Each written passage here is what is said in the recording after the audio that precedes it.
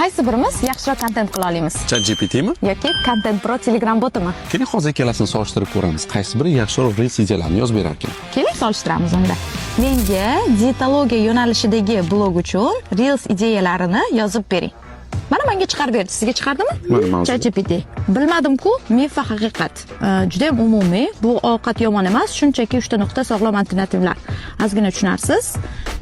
Sizga bergan mavzulari juda ham umumiy va ozgina tushunarsiz. Bu yerda huklar, intrigalar yetishmayapti. Sizga qanaqa Qarang, berdi? manikini qanaqa chiqarib berdi.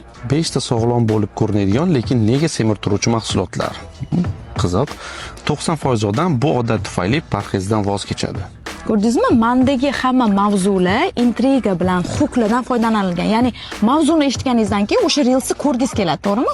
Shuning uchun huklar bilan berilgan. Agar siz ham to'pga chiqaruvchi reels ideyalarini olmoqchi bo'lsangiz, Content Pro Telegram botini sinab ko'ring. Botni olish uchun kommentariyada bot so'zini yozib yuboring.